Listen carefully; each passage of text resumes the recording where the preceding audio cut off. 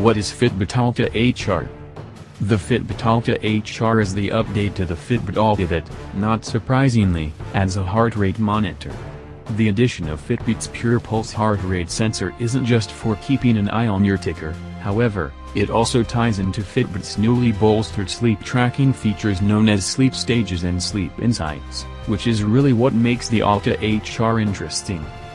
But with a price that's identical to the Fitbit Charge 2, the Alta HR is a difficult sell to anyone who doesn't prioritize fashion over function, or those who want more insight into their exercise insights due to more limited functionality. While it's an undeniably sleeker and more attractive fitness tracker than the Charge 2, it lacks many of the more advanced features, making the Charge 2 the best Fitbit for most people, especially since the sleep tracking improvements will arrive as a future update. Fitbit Alta HR, Design and Setup. Visually, there isn't a great deal of difference between the original Fitbit Alta and the Fitbit Alta HR.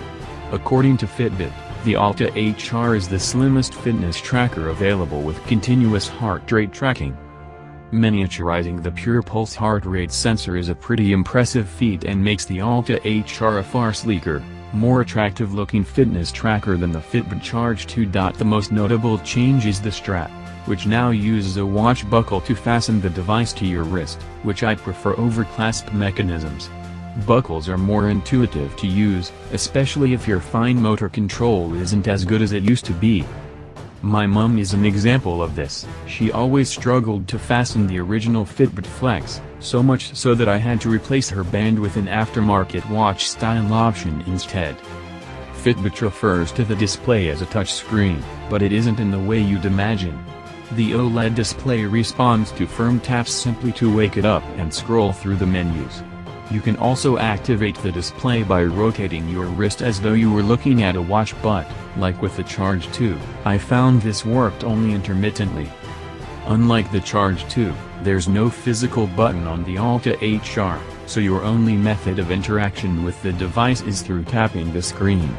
The display is at least bright, so viewing outdoors didn't pose any problems. But with its more discreet design over the Charge 2, there are some sacrifices, such as a much smaller display that at times relies on vertical scrolling.